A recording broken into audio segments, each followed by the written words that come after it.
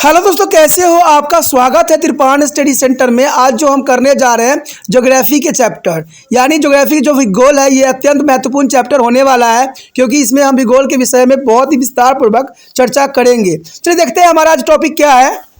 यहाँ पर जो हमारा अत्यंत महत्वपूर्ण टॉपिक आया है, मृदा और इसका निर्माण। देखिए, मिट्टी का निर्माण कैसे होता है। आपको पहले ही मैंने रॉक सेक्शन में बताया भी था कि मिट्टी का जो निर्माण होती है छोटे छोटे रॉकों का टूटने के कारण होता है, लेकिन कई मायने में वो बात सत्य है और इसमें जो है यही बात को जो है उजागर और अच्छे से किया गया है। कहते हैं अगर मृदा निर्माण की प्रक्रिया को हम समझें तो मृदा जैव तथा अजैव पदार्थों का एक परिवर्तनशील और विकासशील परत जो है पतली परत होती है, यानी जैव अजैव दोनों तरह के जो है फैक्टर यहाँ पर कार्यभूत रहते हैं। जो है पृष्ठभूमि को ढके हुए होते हैं, ये वनस्पतिक आवरण को बनाए रखने में मदद करती है, यानी वनस्पति के लिए ये काफ़ी इंपॉर्टेंट मिनरल्स जो है प्रोवाइड्स करते हैं। और इसमें विभिन्न परतें भी होती है जो मूल्य शैल में भौतिक रासायनिक और जैविक अपक्षय की प्रक्रिया द्वारा बनाई जाती है। तो ये काफ़ी मानने में इंपॉर्टेंट बात रहता है कि ये जो है शैल में भौतिक और रासायनिक और जैविक अपक्षय जो हमने पढ़ा था, उसी के जो है बेदरिंग में आपने जाना भी था पक्ष में कि हमने भौतिक रासायनिक और जैविक अपक्षय के विषय में विस्तार पूर्वक जाना था। तो कई मायने में जो मिट्टी निर्माण में इसका जो है अत्यंत महत्वपूर्ण जो है विशेषता है। लेकिन इनके अगर बात करें हम इनके फैक्टरों की, यानी मृदा निर्माण के कारकों की, तो चलिए देखते हैं मृदा निर्माण के कारक कौन कौन से हैं और इसका क्या महत्व रखता है मिट्टी के निर्माण में। देखा जाए तो मिट्टी के निर्माण के कारक के रूप में जो है मिट्टी निर्माण नियंत्रण करने वाले 5 कारक जो है मूल्य है। कहते हैं मूल शैल हो जाती है, ऊंचे वृक्ष हो जा सकता है, समय हो जाती है और जलवायु और जैविक तत्व सम्मिलित होते हैं। यानी ये 5 जो है कारक बहुत ही इंपॉर्टेंट होता है मिट्टी के निर्माण के कारक के फैक्टर के रूप में। पहले 3 कारक को जो है निष्क्रिय कारक, ठीक है, इसको हम क्या कहते हैं, एक्टिव निष्क्रिय कारक कहते हैं, तथा अंतिम 2 कारकों जो है क्रियाशील कारक के रूप में देखते हैं।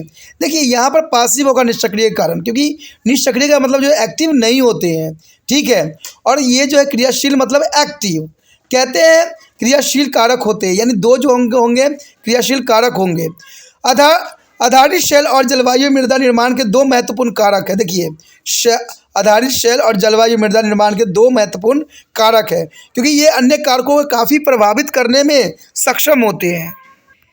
यदि बात हम करें पहले कारक की तो मूल शैल। देखिए मूल शैल जो होती है पहला कारक के रूप में है। कहते हैं मृदा अपने निचले स्थित विभिन्न खनिजों से युक्त शैल और मूल शैल जो है आर पदार्थ से निर्मित होती है, यानी ये सारे पदार्थ जो होती है काफ़ी इंपॉर्टेंट होता है, जिससे ये जो है मिट्टी का निर्माण होता है। मूल शैल छोटे छोटे जो है टुकड़ों में टूट जाती है। जैसे आपको पता है कि चट्टानें जो होती है जब उस पर जो है कंडीशन पड़ती है टेम्परेचर की और सर्दी की, तो ये छोटे छोटे टुकड़ों में कन्वर्ट हो जाती है तथा भौतिक रासायनिक और जैविक प्रक्रिया द्वारा अपघटित हो जाती है। इसे मृदा के जैव खनिज कणों का निर्माण होता है और ये मूल शैल मृदा निर्माण में लगने वाले समय, इसके रासायनिक संगठन, रंग, गठन, बनावट, खनिज अंश और उर्वरकता भी प्रभावित करता है। यानी कोई भी जो है टूटे हुए टुकड़े जो होती है, कोई भी शैल या मिट्टी, ठीक है, उसमें हर तरह के जो है उचित मात्रा में विद्यमान रहना जो है अनिवार्य है। आगे आ जाता है हमारा उच्चवाच्य। देखिए उच्चवाच्य क्या है, किसी भी क्षेत्र की स्थलकृत मूल शैल पदार्थों को अपरदन की मात्रा तथा वहाँ बहने वाले जल की गति को प्रभावित करती है। यानी वहाँ पर अगर कोई जल बह रहा है, अपरदन हो रहा है, तो उसको जो है उच्चवाच्य ये काफ़ी प्रभावित करती है।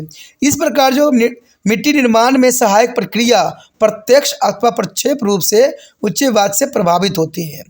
और जो है तीव्र ढाल वाले क्षेत्र में जल तेजी से बहता है, ठीक है, अगर उच्च ढाल होगा तो ऊपर से अगर पानी बहाया जाए तो वो बहुत तेज़ी से बहता है, और इसके विपरीत मध्य ढालों पर जल की गति बहुत धीमी हो जाती है।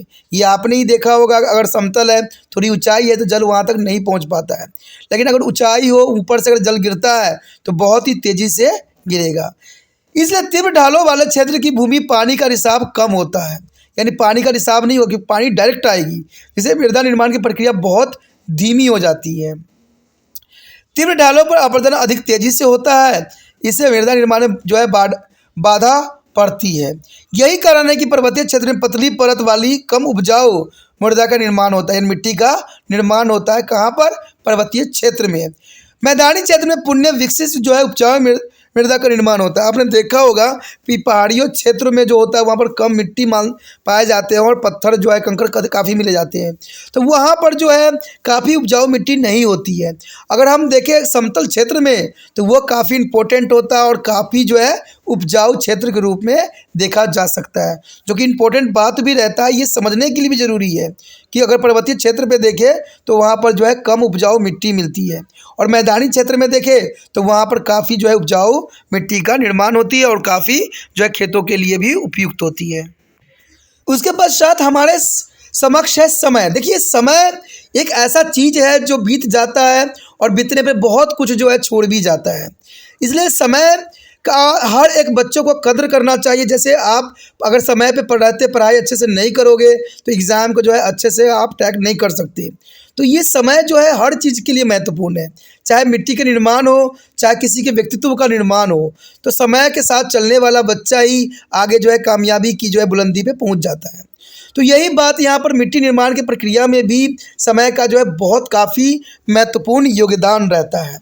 मृदा का निर्माण बहुत धीरे धीरे होती है। पूर्ण रूप से विकसित मृदा का निर्माण तभी होता है जब भौतिक, रासायनिक और जैविक प्रक्रिया बहुत लंबे समय तक कार्य करती है। यानी आप सोचिएगा कि कोई मिट्टी का निर्माण हो जाएगा, ऐसा नहीं है। मिट्टी का निर्माण होने में काफ़ी समय लगती है, क्योंकि आपको पता है कभी धूप कभी ठंडा, ये इस तरह के टेम्परेचर जो है मेंटेन करना प्राकृतिक स्वयं करती है। हम इंसान तो नहीं है कि फटाक से उसको गर्मी दे दे, फटाक से उसको ठंडा कर दे। तो ये बड़े बड़े कार्य जो होते हैं बहुत धीमी समय में होता है। अगर मान लीजिए कोई पेड़ में से अगर कोई अंकुरन भी होना है उसके आसपास, तो वो भी धीमी प्रक्रिया होती है, तभी जाके जो है सेल जो है टूट जाएगी। तो ये सारी प्रक्रिया में काफ़ी समय लगता है, चाहे वो भौतिक हो, चाहे रासायनिक हो या जैविक प्रक्रिया हो। ये सारे जो है समय के अनुसार बहुत काफ़ी टाइम लेते हैं। उसके पश्चात हमारे समक्ष आता है जलवायु। देखिए, क्लाइमेट का भी अपना एक महत्वपूर्ण योगदान होता है मिट्टी निर्माण की प्रक्रिया में। कहते हैं मिट्टी निर्माण की प्रक्रिया में जलवायु सबसे अधिक महत्वपूर्ण कारक के रूप में देखा जा सकता है। जलवायु न केवल समय की लंबी अवधि में मूल्य शेल पदार्थों के कारण मृदा में जो है उत्पन्न अंतरों को कम करती है, अपितु मृदा में होने वाली जैविक प्रक्रियाओं को भी काफ़ी प्रभावित करती है। और इस कारण एक प्रकार की जलवायु वाले प्रदेशों में दो विभिन्न प्रकार के मूल्य शेल पदार्थों के द्वारा एक ही प्रकार की जो है मिट्टी का निर्माण भी करते हैं। अब देखिए कितना इंपॉर्टेंट बात आया है कि मृदा निर्माण की प्रक्रिया में जलवायु सबसे अधिक महत्वपूर्ण होते हैं। क्यों होते हैं? क्योंकि ये जलवायु न केवल समय की लंबी अवधि में मूल शेल पदार्थों के कारण मृदा में उत्पन्न अंतरों के कम भी करती है, यानी मृदा में होने वाली जैविक प्रक्रियाओं को भी काफ़ी प्रभावित करती है। और इस कारण एक प्रकार की जलवायु वाले प्रदेशों में दो विभिन्न प्रकार के मूल शेल पदार्थ द्वारा एक ही प्रकार की जो है मिट्टी का निर्माण होना संभव होगी। इस निर्माण की प्रक्रिया को अगर हम एक उदाहरण के साथ समझना चाहेंगे तो यही बात आती है कि उदाहरण के लिए राजस्थान की शुष्क मरुस्थलीय जलवायु में बलुआ पत्थर और ग्रेनाइट एक ही प्रकार की बलुआई मृदा का निर्माण करते हैं। यानी अगर देखा जाए मरुस्थल स्थान जहाँ पर काफ़ी गर्मी पड़ती है और रात में उतना ही ठंडी पड़ती है, तो वहाँ पर देखा जाए तो बलुआ पत्थर और ग्रेनाइट एक ही प्रकार के जो है बलुआई मृदा का निर्माण करते हैं। और इसके विपरीत दो विभिन्न जलवायु प्रदेशों में एक ही प्रकार के मूल्य शेल पदार्थों के दो विभिन्न प्रकार की मृदाओं का विकसित होती है। अब देखिए कितना इंपॉर्टेंट बात आ गया कि इसके विपरीत अगर दो विभिन्न जलवायु प्रदेशों में, यानी वहाँ पर दो विभिन्न जलवायु है, तो एक ही प्रकार के मूल शेल पदार्थ जो होंगे दो विभिन्न प्रकार की मिट्टियों का विकास करेगी। उदाहरण के लिए रवेदार ग्रेनाइट शेल पदार्थों से जो है मानसूनी जलवायु प्रदेशों में जहाँ जो है लेटेराइट मृदा का निर्माण हुआ है, वहीं अपाद्र प्रदेशों में लेटराइटों की विभिन्न मृदाओं का निर्माण हुआ है। देखिए यहाँ पर दो कंडीशन बताई गई है, एक लेटराइट मिट्टी का निर्माण और एक अपद्रव प्रदेशों में लेटराइट मिट्टी का निर्माण। तो ये काफ़ी इंपॉर्टेंट बात रह जाती है। अगर किसी प्रदेश में अपक्ष की प्रक्रिया, इसके प्रभाव तथा वनस्पति और जीवों के प्रकार का सीधा संबंध ऋतुओं के अनुसार बदलते तापमान तथा इसके वितरण के वर्षण के साथ है, और इस प्रकार जलवायु मृदा निर्माण में एक महत्वपूर्ण भूमिका भी अदा कर सकता है। अगर डायग्रामेटिक बात यहाँ समझा जाए तो बहुत काफ़ी इंपॉर्टेंट रहता है। कहते हैं मृदा निर्माण के कारक। देखिए यहाँ पर कितना आसानी से समझाया गया है कि जलवायु है और जलवायु इसके जो है परिणाम से अपक्ष होते हैं या प्रभावित भी करती है। तो हम एक तरफ चलते हैं, पहले हम जिसके परिणाम स्वरूप अपक्ष होती है। अगर जलवायु वजह अपक्ष होगी तो शैल होगा और शैल के निर्माण करती है और खनिज मृदाएँ होगी और इसके लास्ट में जो है मिट्टी का निर्माण संभव होगा। दूसरी तरफ अगर हम देखें तो जो है जलवायु प्रभावित करती है किसको? वनस्पति को, जो नष्ट होकर निर्माण करती है मिट्टी को। आपने देखा होगा बड़े बड़े पेड़ पौधे जो होते हैं जंगलों में गिर जाते हैं और उसमें टर्माइट लग जाते हैं या दीमक लग जाते हैं, और दीमक जो होते हैं खा खा के जो है पेड़ों को मिट्टी में कन्वर्ट कर देते हैं। तो ये ह्यूमस के रूप में कार्य करते हैं और इससे मिट्टी को जो है काफ़ी मात्रा में जो है खनिज पदार्थ भी मिल जाता है, जिससे उनको किसी की ज़रूरत नहीं होती। आपने देखा होगा कि सदाबहार वन हो या कोई भी जो है वन हो, उसमें आपने देखा होगा कि इतनी हरियाली क्यों होती है? वहाँ पर तो कोई खाद नहीं दी जाती है, कोई कुछ नहीं दी जाती है। तो कारण यही है कि प्राकृतिक स्वयं ही जो है किसी को खाद देती है, स्वयं ही सब कुछ करती है। वहाँ पर रेन भी होता है, वहाँ पर जो है उसको आगे बढ़ने के लिए खाद का निर्माण भी जाता है, यानी पेड़ों के जो पत्ते झड़ जाते हैं वो सड़ गल जाते हैं और खाद में कन्वर्ट हो जाते हैं। तो ह्यूमस के रूप में ये कार्य करते हैं। तो इस प्रकार जो है मिट्टी का निर्माण के कारक के रूप में पेड़ पौधा जो है और सेल कई मायने में इम्पोर्टेंट भूमिका अदा करते हैं। अब यही बात यहाँ पर आ गया कि वनस्पति तथा जीव का क्या भूमिका होता है मिट्टी के निर्माण में। देखिए, मूल शेल पदार्थों पर विकसित जो है मिट्टी का गुणवत्ता से वहाँ के पेड़ पौधे तथा जीव जंतुओं की सक्रिय भूमिका होती है। मृत पेड़ पौधे तथा जीव जंतुओं से मृदा का जैविक अंश बनता है, यानी इसे जैविक अंश बनते हैं, और अपघटन में जैविक प्रक्रियाओं के सहयोग से जैव पदार्थ ह्यूमस के रूप में बदल जाते हैं। ह्यूमस जो होती है मिट्टी को काफ़ी उपजाऊ बना देती है, यानी जो भी पेड़ पौधे के पत्ते होते हैं उनकी टहनियाँ होती है वो सड़ जाता है, तो वो कई मायने में जो है इम्पोर्टेंट खाद के रूप में पौधों के लिए ही खाद्य देते हैं। इसके द्वारा मृदा की जल धारण करने की क्षमता में काफ़ी वृद्धि हो जाती है, यानी मृदा को जल को जो है कंजर्व करने में काफ़ी जो है हेल्प मिल जाती है। मृदा इसी जैविक पदार्थों द्वारा जो है वनस्पति का पोषण करती है, यानी जो मिट्टी होती है वो सारे वनस्पतियों को जो है इसी प्रकार पोषण करती है और उसको वृद्धि करने में हेल्प भी करती है। इसके बदले में वनस्पति का आवरण मृदा की ऊपरी परत जो है उपजाऊ परत की अपर्दन की रक्षा भी करती है।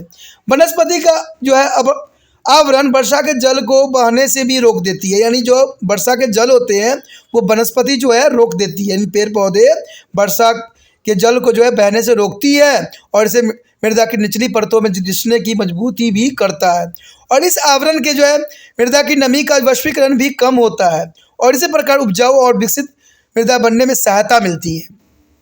देखिए, अगर इस बात को अगर सिंपल लैंग्वेज में समझना चाहोगे तो बात यही आती है कि पेड़ पौधे के द्वारा जो गिरा हुआ पत्ता होता है वो धरती पे बिछ सी जाती है और वो जो होता है सड़ गल के जो है धरती के लिए जो है खाद के रूप में बन जाती है, जिससे पौधा उसको यूज़ करते हैं।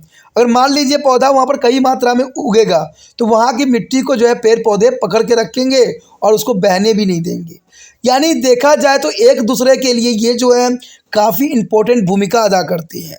जैसे आपको भी त्रिपाण स्टडी सेंटर के लिए हेल्प करने की बात बार बार कही जाती है कि जितना हो सके इस वीडियो को दूसरे बच्चे तक पहुंचाना है।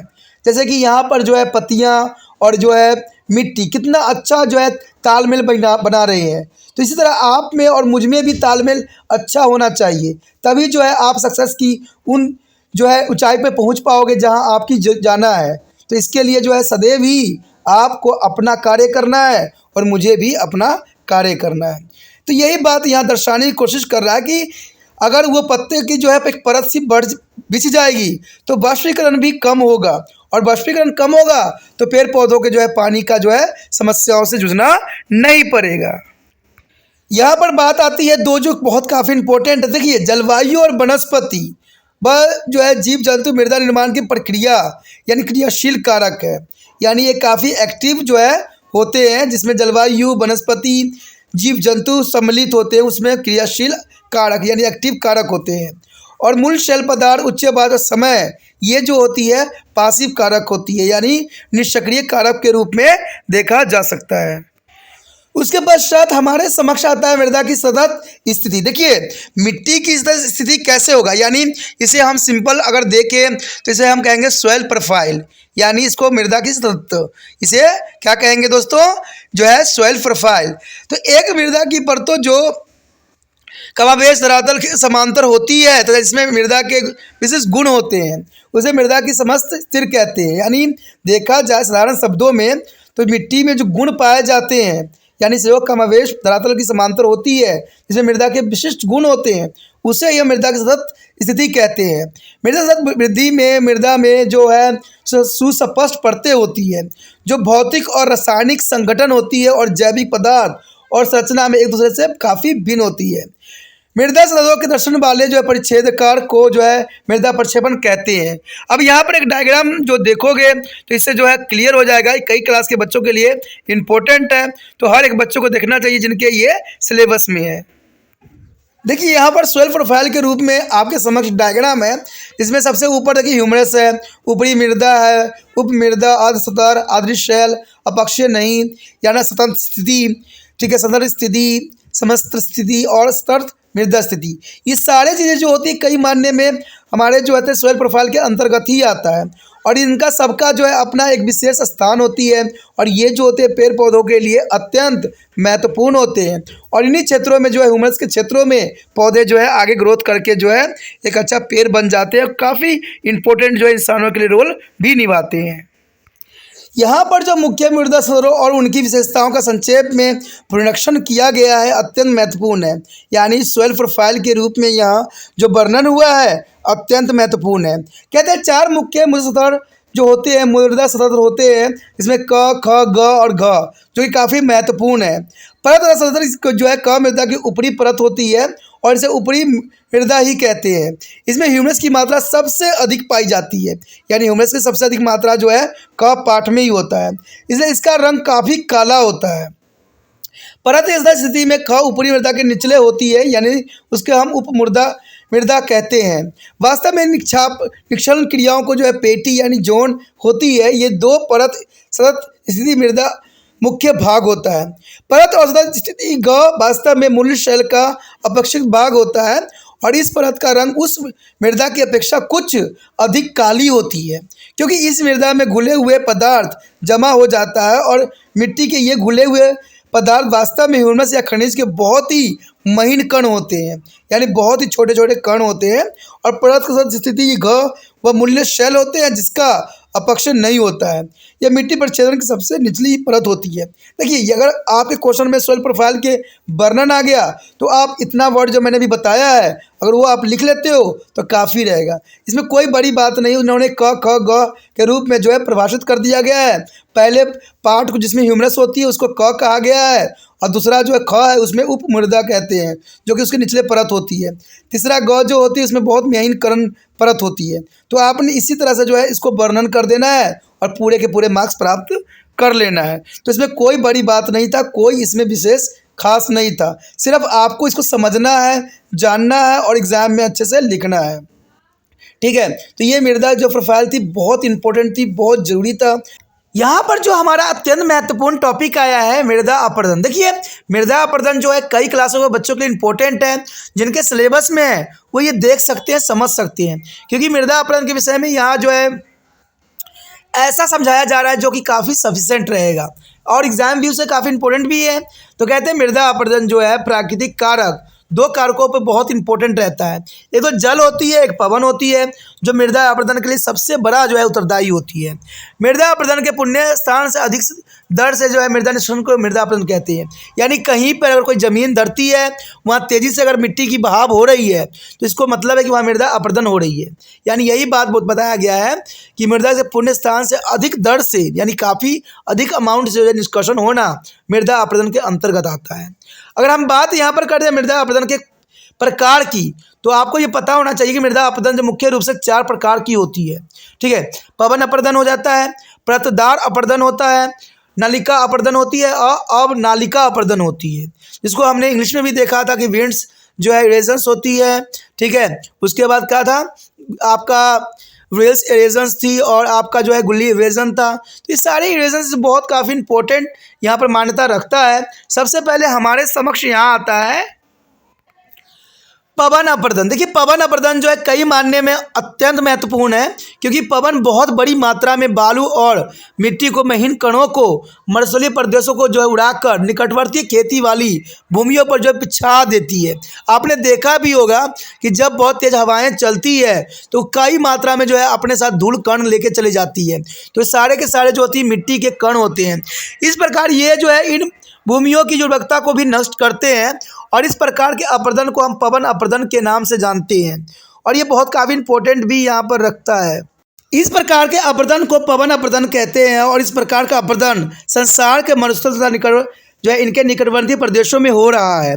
भारत में थार मरुस्थल 1,00,000 वर्ग किलोमीटर से भी अधिक क्षेत्र को घेरे हुए है और थार मरुस्थल का विस्तार राजस्थान, गुजरात, हरियाणा और पंजाब में है और ये पवन अपरदन के अत्यधिक प्रभावित करने वाले क्षेत्रों के अंतर्गत आता है। तो ये समझ गए हो गई पवन अपरदन जो होती है यानी जो है मिट्टी के जो है महीन परतों को उड़ा के ले जाने की प्रक्रिया को पवन अपरदन कहते हैं और ये कई क्षेत्र जो है मानने में मरुस्थलीय क्षेत्रों में काफ़ी होता है।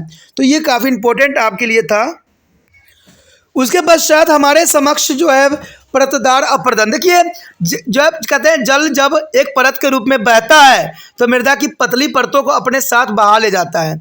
यानी जब कोई जो है जल जो है बहती है तो आपने देखा भी होगा कि उसके साथ एक छोटी सी जो है परत बहती चली जाती है और इस प्रकार के अपरदन को जो है परतदार अपरदन कहते हैं और इस प्रकार का अपरदन सामान्यतः नदी, घाटी या बाढ़ से प्रभावित क्षेत्रों में देखने को मिला है। जहां बाढ़ आती रहती है वहां पर इस तरह के अपरदन जो है आम बात है। आपने देखा होगा कि बाढ़ आ जाने के बाद जो होता है घरों में कीचड़ सी भर जाती है, तो वही महीन कणों की बात किया जा रहा है। तो ये काफ़ी इंपॉर्टेंट रहती है, इसे हम परतदार अपरदन के रूप में देख सकते हैं और ये जनरली बाढ़ क्षेत्र प्रभावित क्षेत्रों में ही होती है क्योंकि वो मिट्टी काफ़ी उपजाऊ भी होती है, तो इसलिए फ़ायदा भी रहता है लेकिन नुकसान तो अत्यधिक मात्रा में होता है।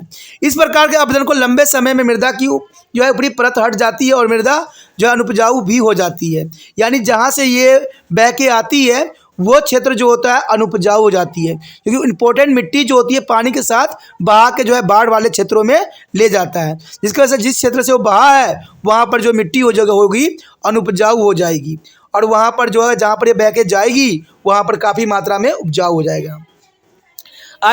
अगला जो है हमारा है नदी का अपरदन। देखिए धरातलीय पदार्थ और सामान्य मृदा का बहते हुए जल के धारा निष्कासित नदी का अपरदन कहलाता है और इस प्रक्रिया के अंदर बहुत सी जो है क्षुद्र सरिता वर्षा ऋतु में बन जाती है और इसकी गहराई केवल कुछ सेंटीमीटर होती है और यह अपरदन भी करती है। इसी नदिका के अपरदन के नाम से भी जाना जाता है जो कि काफ़ी इंपॉर्टेंट रहता है। उसके पश्चात हमारे समक्ष जो है अवनालिका अपरदन। देखिए अवनालिका अपरदन क्या है, कहते हैं जल ढाल की और जब जो है नलियों में बहता है तो वहाँ मृदा के कणों को जो उखाड़ कर बहा ले जाता है और इसे अवनालिका बन जाती है। ये धीरे धीरे गहरी और चौड़ी होकर विस्तृत क्षेत्रों में फैल जाती है और इस प्रकार अपरदन को जो है अवनालिका अपरदन कहते हैं। इस प्रकार के अपरदित भूमि को जो है वो खत भूमि भी कहते हैं। हमारे देश के दो नदियां यमुना और चंबल ने उत्तर प्रदेश और मध्य प्रदेश में अवनालिका अपरदन के द्वारा काफ़ी बड़े क्षेत्र को उखित भूमि में बदल दिया है। कहते हैं बहुत बड़ी बात है, हमारे देश में भी इस तरह के अपरदन है, जैसे उत्तर प्रदेश में देख लीजिए, मध्य प्रदेश में देख लीजिए, तो इस तरह के जो है अवनालिका अपरदन का मानने में जो है भूमि को जो है काफ़ी नुकसान पहुंचाया है। अंतिम दो प्रकार के अपरदन कई कारकों से प्रभावित होती है। ये कारक जल और प्रवाह की मात्रा और गति, मृदा की अपरदित होने की क्षमता, ढाल का स्वरूप और मृदा के जो है गठन का बनावट, वर्षण और स्वरूप तथा वनस्पति के आवरण पर डिपेंड करता है। यानी ये कई मानने में इंपॉर्टेंट है कि ये जो है अपरदन कई कारकों पर प्रभावित करते हैं और ये कारक जल जो है प्रभाव की मात्रा और गति भी हो सकती है या मृदा की अपरदित होने की क्षमता भी हो सकती है या ढाल का स्वरूप भी हो सकता है या मृदा की जो है गठन का बनावट भी हो सकता है या वर्षण का स्वरूप तथा वनस्पति का आवरण भी इसके रूप में देखा जा सकता है। पवन अपरदन में जो है पवनों या आंधियों की गति और बराबरता और वनस्पति आवरण मुख्य कारक के रूप में देखा जा सकता है। कहते हैं सागर की लहरें उन तटवर्ती क्षेत्रों में अपरदन करती है जो चूने के पत्थर जैसी कमजोर शैलों से बने हुए होते हैं और इस प्रकार के अपरदन केरल के तट पर काफ़ी बड़े पैमानों पर होता है। पर्वतीय क्षेत्र और नदी द्रोणियों में जो है नदी द्वारा जो है मार्ग बदलने और हिमपात से मृदा का बहुत अधिक अपरदन होता है जो कि कई मानने में इंपॉर्टेंट भी होता है। यदि हम बात यहाँ पर करें इंपॉर्टेंट फैक्ट की, तो यहाँ पर इंपॉर्टेंट फैक्ट के रूप में या समरी के रूप में ये बातें आपको नोट डाउन भी कर लेना चाहिए और लिख भी लेना चाहिए क्योंकि सबका निचोड़ यहाँ पर यही है। कहते हैं प्राकृतिक शक्ति या मानव क्रियाओं से मृदा के अपरदन को हटने की प्रक्रिया को जो है मृदा अपरदन कहते हैं। यानी या तो प्राकृतिक शक्ति हो सकती है या मानव क्रियाकलाप होता है जिसकी वजह से मिट्टी की जो परत है अपरदन होती है, इसे मिट्टी अपरदन कहते हैं। मृदा का अपरदन चार प्रकार से होती है, पवन अपरदन, परतदार अपरदन और नालिका अपर्दन और अब नालिका अपर्दन, यानी 4 प्रकार से जो है इसकी मिट्टी का अपर्दन होता है। ठीक है। मृदा अपर्दन को प्रभावित करने वाले कारक के रूप में जल प्रभाव की मात्रा को देखा जा सकता है, उसकी गति, ढाल का स्वरूप और मृदाओं के गठन और बनावट तथा पवनों की बारंबारता और गति। तो इन्हीं चीज़ों पर जो है काफ़ी ये डिपेंड करता है। तो इसी के साथ जो हमारा मृदा अपर्दन खत्म हो जाता है, जो कि काफ़ी इंपॉर्टेंट टॉपिक था सभी क्लास के बच्चों के लिए। यहाँ पर जो हमारा अत्यंत महत्वपूर्ण टॉपिक आया है मृदा संरक्षण। देखिए, मृदा संरक्षण करना अत्यंत महत्वपूर्ण है, नहीं तो हमारे उपजाऊ मिट्टी जो है हमारे पास नहीं रह जाएंगे। तो इसलिए मृदा संरक्षण करना अत्यंत महत्वपूर्ण में से माना जाता है। और मृदा अपर्दन कैसे करें इसके विषय में जो है हम यहाँ पर चर्चा करेंगे और जानेंगे, और मृदा अपर्दन के कौन कौन से मेथड है जिससे हम इसको संरक्षित कर सकते हैं। मृदा एक बहुत ही महत्वपूर्ण संसाधन माना जाता है और यह एक प्रत्यक्ष और अप्रत्यक्ष रूप से विभिन्न प्रकार के जीवों का जो है भरण पोषण करता है। यहाँ तक इंसान का भी भरण पोषण जो है मिट्टी के द्वारा ही होता है। ठीक है, अगर मिट्टी उपजाऊ न रहे तो कहते हैं इंसान भी जो है जिंदा रहना संभव नहीं है। इसके अतिरिक्त मृदा निर्माण एक बहुत ही धीमी प्रक्रिया होती है, क्योंकि आपने देखा भी होगा कि कई साल लग जाते हैं मिट्टी के निर्माण होने में। मृदा अपर्दन की प्रक्रिया जो है प्राकृतिक इसे अनूठे उपहार केवल नष्ट ही नहीं किया जा रहा है, अतुल इसके अनेक प्रकार की समस्या भी पैदा किया जा रहा है। आपने देखा होगा कि इंसान जितना विकसित हुआ है उतना ही जो है मिट्टी को प्रदूषण करने में अपना जो महत्वपूर्ण योगदान दे रहा है। कहते हैं ये महत्वपूर्ण योगदान आगे चल के इंसानों के लिए एक सबब का कारण बन सकता है। इसलिए समय रहते अगर इंसान समझ गया कि मिट्टी हमारे लिए कितने इंपॉर्टेंट है और इसको कैसे बचाया जाए, तो हो सकता है कि ये हमारे आने वाले पीढ़ियों के लिए काफ़ी फायदेमंद हो। मृदा अपर्दन से बाढ़ें आती है और इस बाढ़ों से सड़कों, रेल मार्ग, पुल, जल विद्युत परियोजनाएं, जल आपूर्ति और पंपिंग केंद्र और काफ़ी हानि पहुंचती है। ये तो आपसे कुछ छुपा हुआ बात नहीं है कि मृदा अपर्दन के कारण न जाने कितने डैम, कितने जो है परियोजनाएं, विद्युत, जल, कितने ही सरकार के जो है साल में नुकसान होती है, जिसका वर्णन शायद करना संभव नहीं है। लेकिन संभव तो ये है कि हम कुछ हद तक अपनी गतिविधियों से मृदा जो है अपर्दन को रोक भी सकते हैं। मृदा संरक्षण स्थापत्य उन विधियों से है जो मृदा को अपने स्थान से हटाने से रोकते हैं, और संसार के विभिन्न क्षेत्रों में मृदा अपर्दन को रोकने के लिए विभिन्न विधियां अपनाई गई है। और इन विधियों का विवरण कुछ नीचे दिया गया है जिसको आपको समझना चाहिए। सबसे पहले हमारे समक्ष आता है वन संरक्षण। देखिए, वनों के वृक्षों की जो है धुआंधार कटाई मृदा अपर्दन का प्रमुख कारण में से माना गया है। कहते हैं इंसान को जो है टॉप पे पहुंचने की जो आदत बन गई है, उसने क्या किया है, प्रकृति को नष्ट कर दिया है। और इसके कारण क्या हुआ, बहुत से पेड़ पौधों जो है खुलेआम काटी जा रही है, बहुत ही समस्या जो है मिट्टी के लिए उत्पन्न कर रहे हैं। तो इसलिए वन संरक्षण में सबसे बड़ी कठिनाई जो होती है धनाधूर जो है कटाई में, यानी वृक्षों की कटाई के कारण प्रमुख कारण के रूप में देखा जा सकता है। वृक्षों की जड़ें जो है मृदा पदार्थों को बांध के रखती है, यानी कब्ज के जो है पेड़ पौधे रहते हैं तो मिट्टी के जो होते हैं बंधे हुए रहते हैं। यही कारण है कि सरकारों ने वनों को सुरक्षित घोषित कर दिया है तथा इन वनों में जो है वृक्षों की कटाई पर रोक भी लगा दी गई है। मिट्टी का संरक्षण कई मायने में बहुत ही महत्वपूर्ण रहता है। यह विधि सभी प्रकार के भू जो है भागों के लिए उपयुक्त होती है, यानी कहीं भी आप चले जाओ इस प्रकार के मेथड जो है कई मायने में इम्पोर्टेंट रहता है। वनों को वर्षा लाने वाले दूत कहा जाता है। अगर मान लीजिए वन नहीं रहेगा तो वर्षा होने की चांसेस भी नहीं रहेंगे। आपने देखा भी होगा कि आज के समय जो है वर्षा ने अपना समय अवधि चेंज कर लिया है। जब वर्षा नहीं होना होता है तब वर्षा होती है, जब वर्षा होने का समय होता है तो नहीं होती है, क्योंकि बहुत बड़ी विडंबना बन गई। उसके पश्चात हमारे समक्ष है वृक्षरोपण। देखिए, वृक्षरोपण अत्यंत महत्वपूर्ण है। कहते हैं अगर आपने मिट्टी को बचाना है, संसार को बचाना है, तो वृक्षरोपण भी करना ये प्रत्येक व्यक्ति का दायित्व होना चाहिए। नदी, घाटियां, बंजर भूमि तथा पहाड़ी ढालों पर वृक्ष लगाना मृदा संरक्षण की सबसे दूसरी विधि में से माना जाता है। इसे प्रदेशों में मृदा का अपर्दन कम हो जाता है और मसले सीमांत क्षेत्रों में पवन अपर्दन की नियंत्रण करने के लिए जो है वृक्षरोपण एक प्रभावी उपाय माना गया है। कहते हैं वृक्षरोपण तो दूर की बात है, लोग जो है इसको दिन पर दिन काट के जो है इसको कम से कम करने पे लगे हुए हैं। मरुस्थलीय क्षेत्रों को सीमावर्ती भागों में जो है वृक्ष लगाकर रेगिस्तानी रेत को खेतों में जमने से रोका जा सकता है। इस तरह जो है मरुस्थलीय क्षेत्रों की वृद्धि पर अंकुश लगता है। हमारे देश में थार मरुस्थल के विस्तार को रोकने के लिए राजस्थान, हरियाणा, गुजरात तथा पंजाब में बड़े पैमानों पर वृक्ष लगाए जा रहे हैं, जो कि बहुत जरूरी भी है और बहुत इम्पोर्टेंट भी है।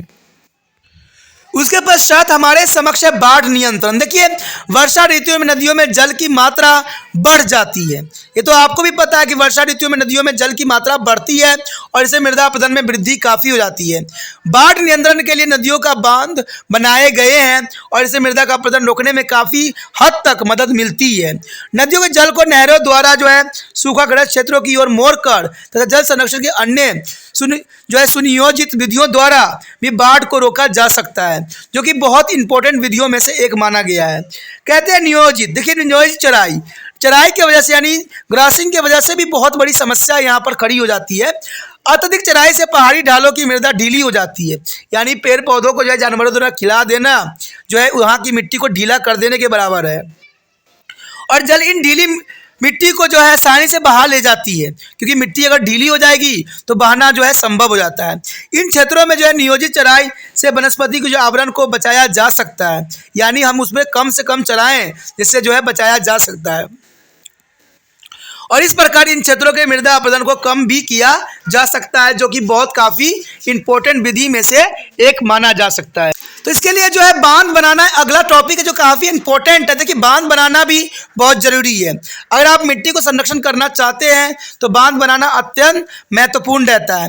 कहते हैं अवनालिका अपरदन से प्रभावित जो भूमि में जो है बांध या अवरोध बनाकर मृदा अपरदन को रोका जा सकता है। और यह विधि न केवल मृदा का अपरदन रोकती है अतुल इससे मृदा की उर्वरकता भी काफ़ी बनी रहती है। जल संसाधनों संरक्षण जो है भूमि की समतल करने में भी जो है बांध काफ़ी इंपॉर्टेंट जो है अपनी भूमिका अदा करती है। उसके पश्चात सबसे इंपॉर्टेंट है सीढ़ीदार खेत बनाना। देखिए, अगर आप पर्वतीय क्षेत्र में रहते हैं, पहाड़ों पर रहते हैं, तो पर्वतीय क्षेत्रों में ढालों पे मृदा संरक्षण की जो है सीढ़ीदार खेती बना करके एक अन्य विधि है, जो कि बहुत काफ़ी आसान विधि भी है। सीढ़ीदार खेत बनाने से तरपते जो है पर्वतीय क्षेत्रों में ढलान के पार जो है आर पार जो है समतल चबूतरे बनाने से है। और इस विधि से इन क्षेत्रों में मृदा का अपरदन जो है रुक जाता है, जो कि काफ़ी इंपॉर्टेंट रहता है। साथ ही जल संसाधनों की समुचित उपयोग भी हो जाता है और इस प्रकार खेतों में फसलें उगाई जा सकती है, जो कि बहुत काफ़ी जो है कारगर सिद्ध भी हो सकता है। इसे सीढ़ीदार खेत जो है पर्वतों पर जो है करना अत्यंत फायदेमंद माना जाता है। उसके पश्चात हमारे समक्ष रैखिक जुताई। देखिए, बहुत काफ़ी इंपॉर्टेंट है। मृदा संरक्षण की यह विधि जो है तरंग गति भूमि वाले प्रदेशों के लिए सबसे अधिक उपयुक्त माना गया है। भूमि के सामान्य ऊंचाई पर जोतने से हल के जो है कुड़ यानी नलियां ढाल के आर पार बन जाती है और इससे मृदा के अपरदन की गति में भी काफ़ी कमी आ जाती है। और यह विधि मृदा उर्वरकता और अनर्गता बनाए रखने के लिए भी प्रयोग में लाई जाती है, जो कि काफ़ी इंपॉर्टेंट है।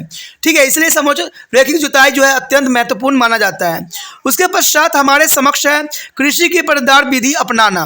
देखिए, मृदा संरक्षण की यह विधि जो है मरुस्थलीय और अर्धमरुस्थलीय प्रदेशों के लिए तरंग गति मैदान के लिए सबसे अधिक उपयुक्त मानी जाती है। इस विधि में खेतों को जो है पट्टियों में बांट दिया जाता है, यानी खेतों को जो है पट्टियों के रूप में बना दिया जाता है और एक जो है पट्टी में एक जो है साल खेती की जाती है, जबकि दूसरी पट्टी बिना जोते बोए खाली पड़ी रहती है। छोड़ी गई पट्टी की वनस्पति का आवरण मृदा अपरदन को रोकता है तथा जो है उर्वरकता बनाए रखता है। अगले वर्ष इस प्रक्रिया को जो है उलट दिया जाता है, यानी जिसमें पहले जो है छोटे छोटे खाली छोड़ दिया गया था उस पर कृषि करते हैं और इसमें कृषि किए थे उनको खाली छोड़ दिया जाता है। तो ये विधि काफ़ी इंपॉर्टेंट भी रहता है, कारगर भी रहता है, लेकिन आज के समय में ये अपनाना संभव नहीं है, क्योंकि जनसंख्या जिस प्रकार बढ़ती चली जा रही है तो खेती करना भी जरूरी है। नहीं तो कहते इतनी बड़ी जनसंख्या के लिए अन्य पूर्ति करना शायद किसी भी देश के लिए संभव न हो। आगे है स्ववर्धनन। देखिए, स्ववर्धन से तरपते मृदा की उर्वरकता को बनाए रखने के लिए चुने हुए खेतों में विभिन्न फसलों की बारी बारी बोने से है। हाँ, ये प्रक्रिया जो है कई मायने में हेल्पफुल रहेगा, क्योंकि इसमें जो है हम फसलों की जो है रोटेशन करते हैं, यानी बारी बारी फसलों को बोने से ये प्रक्रिया जो है काफ़ी कारगर सिद्ध होता है। कहते हैं इस प्रकार जो है स्ववर्धन के द्वारा जो है ऐसे खेतों की उर्वरकता भी बनी रहती है जिनसे लगातार कोई ना कोई फसल खड़ी रहती है। यह विधि उन क्षेत्रों के लिए उपयुक्त है जहां जनसंख्या के दबाव के कारण खेती के लिए भूमि कम रह गई है और यह विधि संसार के अधिकतर देशों में अपनाई भी जाती है और यह काफ़ी सशक्त भी है और काफ़ी ज़रूरी भी है, क्योंकि इससे जनसंख्या की जो है अन्य पूर्ति भी हो जाती है और खेती की जो उर्वरकता है वो बनी रह जाती है। उसके पश्चात हमारे समक्ष है भूमि उधार। देखिए, उधार के क्या मतलब है। जल कहते हैं जल द्वारा बनी ख्यात भूमियों को जो है समतल करके भी मृदा अपरदन को रोका जा सकता है। यानी आप समतल करके भी जो है मृदा अपरदन को रोक सकते हैं। मृदा संरक्षण की यह विधि नदी घाटी और पहाड़ी प्रदेशों के लिए सर्वाधिक उपयुक्त मानी जाती है। हमारे देश में जो है चंबल, यमुना नदियों के खात भूमियों वाले जो है विस्तृत क्षेत्रों के इस विधि द्वारा जो है समतल किया जा रहा है और इससे जो है भूमि उधार के रूप में देखा भी जा रहा है कि हो सकता है कि इससे मृदा अपरदन में जो है काफ़ी हेल्प मिल जाए। कहते हैं मृदा संरक्षण की विधियां जो हमने पढ़ा अत्यंत महत्वपूर्ण है। इसमें वनों की रक्षा, वृक्षारोपण, बांध बनाना, भूमि उधार, बाढ़ नियंत्रण, अत्यधिक चराई पर रोक लगा देना, पट्टीदार या सीढ़ीदार कृषि, समुच्चयरेखित जुताई और संवर्धन। देखिए सारे के सारे विधि जो है कई मायने में इम्पोर्टेंट है जिसको अपनाना चाहिए।